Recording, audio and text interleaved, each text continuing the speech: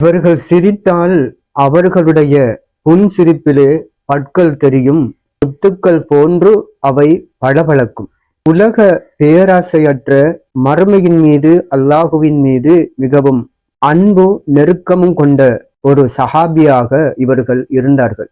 உலகத்தை நோக்கி பேசினார்கள். உன்னை நான் ஒரு தடவை அல்ல, 2 தடவை அல்ல, 3 தடவை உலகமே உன்னை நான் தலாக் செய்து விட்டேன், என்னிடம் நீ வர வேண்டாம் என்று கூறினார்கள்.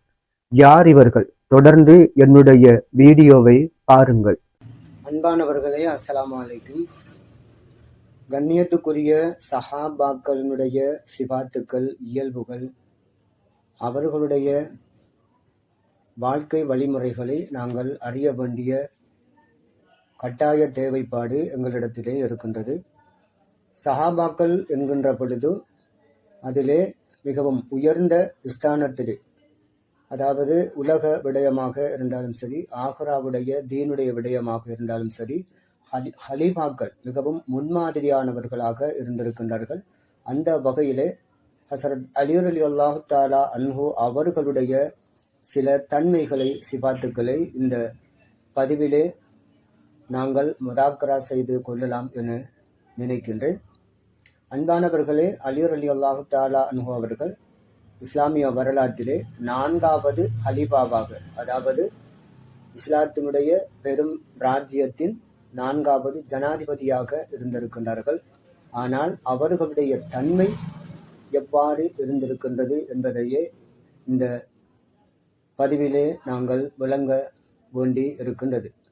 முஆவியா ரலியல்லாஹு தஆலா அன்ஹு அவர்களுக்கும் ஒரு தாபியினுக்கும் இடையிலான உரையாடல் ஒன்றிலிருந்து அலி ரலியல்லாஹு தஆலா அன்ஹு அவர்களின் சில தன்மைகளை, சிபாத்துக்களை அவர்கள் பேசிக்கொள்ளுகின்றார்கள். அந்த ஹயாத்து சஹாபா வரலாற்றிலிருந்து இதனை நாங்கள் அறியக்கூடியதாக இருக்கின்றது.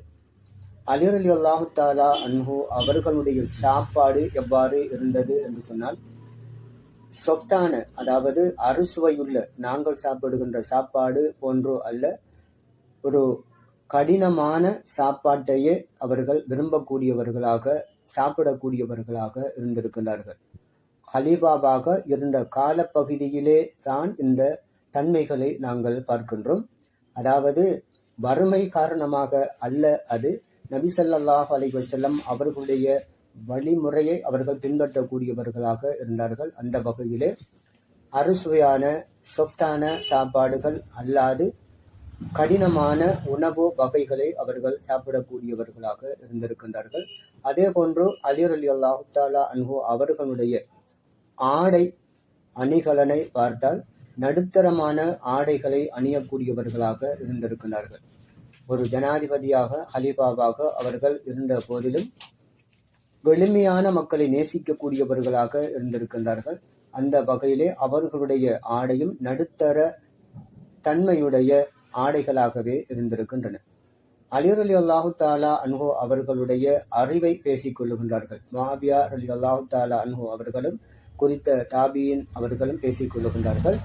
அறிவை பொறுத்தவரையிலே அறிவு விடயத்திலே அலி ரலியல்லாஹு தஆலா அன்ஹு அவர்களுடைய அறிவை அவர்களுடைய கலந்துரையாடலிலே எவ்வாறு குறிப்பிடுகின்றார்கள் என்று சொன்னால், ஒரு நீர் அருவிக்கு ஒப்பிடுகின்றார்கள். அலி ரலியல்லாஹு தஆலா அன்ஹு அவர்களுடைய அறிவு மிக உயர்ந்த நிலையிலே காணப்பட்டிருக்கின்றது. அது உலக அறிவாக இருந்தாலும் சரி, தீனுல் இஸ்லாத்தினுடைய அறிவாக இருந்தாலும் சரி, மிக பெரும் ஒரு நீர் அருவி எவ்வாறு நாலா திசைகளிலும் தன்னுடைய நீரினை கொண்டு செல்லுகின்றதோ, நீரினை பாய்ச்சுகின்றதோ, அவ்வாறுதான் அலி ரலியல்லாஹு தஆலா அன்ஹு அவர்களுடைய அறிவு இருந்திருக்கின்றது. அதாவது நாலா திசைகளிலும் மக்கள் பயன்படக்கூடிய வகையிலே அலி ரலியல்லாஹு தஆலா அன்ஹு அவர்களுடைய அறிவு காணப்பட்டு இருக்கின்றது. எளிமையானவர்கள் ஹலீஃபா அலி ரலியல்லாஹு தஆலா அன்ஹு அவர்களிடம் ஒரு பிரச்சனையை அல்லது நீதியை அல்லது ஒரு தீர்ப்பை கேட்டு வருகின்ற பொழுது மிகவும் நுட்பமாக நீதியினை வழங்கக்கூடியவர்களாகவும், சரியான முறையிலே நீதி செலுத்தக்கூடியவர்களாகவும், தீர்ப்பு வழங்கக்கூடியவர்களாகவும் அலி ரலியல்லாஹு தஆலா அன்ஹு அவர்கள் இருந்திருக்கின்றார்கள். அலி ரலியல்லாஹு தஆலா அவர்களுடைய பேச்சுக்கள், சிந்தனைகள் எவ்வாறு இருந்திருக்கின்றது என்றால், மிகவும் தூர நோக்குடைய சிந்தனையுடையவர்களாகவும் அவர்களுடைய பேச்சு மிகவும் நுட்பமானதாகவும் மிகவும் ஆழ்ந்த அறிவு படைத்ததாகவும் இருந்திருக்கின்றது. சிறிய அளவே அவர்கள் பேசினாலும் அதிலே மிக விரிந்த கருத்துக்களும் ஆழமான அறிவும் அதிலே காணப்பட்டதாக நாங்கள் அறிகின்றோம். அதே போன்று இரவு நேரங்களிலே அல்லாஹு தாலாவுடைய முனாஜாத்திலே மிக கூடிய நேரத்தை கழிக்கக்கூடியவர்களாக இருந்திருக்கின்றார்கள். அதாவது இருள்தான், இரவுதான் அவர்களுக்கு திரையாக இருந்தது என்ற கருத்தினை நாங்கள் இந்த ஹயாத்து சஹாபா வரலாற்றிலே இருந்து பார்க்கின்றோம். ஒப்பிடுகின்றார்கள்.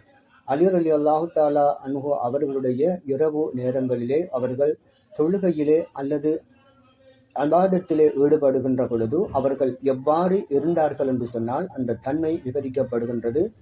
அதாவது ஒரு பாம்பு ஒரு மனிதனை தீண்டினால் எவ்வாறு அந்த மனிதன் கஷ்டப்படுவானோ, வேதனைப்படுவானோ, அல்லது சினுங்கள் முனகல் போன்ற தன்மையிலே இருப்பான்றோ அவ்வாறு ஹசரத் அலி ரலியல்லாஹு தஆலா அன்ஹு அவர்கள் ஹலீஃபாவாக இருந்த காலத்திலும் இரவு நேரங்களிலே அல்லாஹு தாலாவை வணங்குகின்ற பொழுது, அமல் செய்கின்ற பொழுது, முனாஜாத்து செய்கின்ற பொழுது அவ்வாறான ஒரு தன்மையிலே தான் அலி ரலியல்லாஹு தஆலா அன்ஹு அவர்கள் இருப்பார்களாம். அந்த அளவுக்கு அவர்கள் அல்லாஹுவின் மீது அச்சமும் அன்பும் உள்ளவர்களாக இருந்திருக்கின்றார்கள். அவர்கள் ஹலீஃபாவாக இருந்த போதிலும் ஒரு மஜ்மாவிலே சபைகளிலே அவர்கள் இருந்தால் தான் ஹலீஃபா என்று எதிரே வருபவர் அறிய முடியாத வகையிலே சாதாரணமாக ஏனைய சஹாபாக்களை போன்று இருப்பார்களாம். அவ்வாறான ஒரு எளிமையான ஒரு பணிவுத்தன்மையான ஒரு ஹலீஃபாவாகவே ஒரு சஹாபியாகவே ஹசரத் அலி ரலியல்லாஹு தஆலா அன்ஹு அவர்கள் இருந்திருக்கின்றார்கள். எனவே அன்பானவர்களே, வாழுகின்றவர்கள் எமக்கு உண்மையில் முன்மாதிரி இல்லை. வாழ்ந்து மறைந்து போன அந்த சஹாபாக்கள் தான் எங்களுக்கு முன்மாதிரியாகவும் வழிகாட்டிகளாகவும் இருந்திருக்கின்றார்கள். எனவே இத்தகைய சஹாபாக்களின் வழிமுறைகளை பின்பற்றக்கூடியவர்களாக அல்லாஹு தாலா எங்களை ஆக்குவானாக. அஸ்ஸலாமு அலைக்கும் வரஹ்மத்துல்லாஹி வபரகாத்துஹு.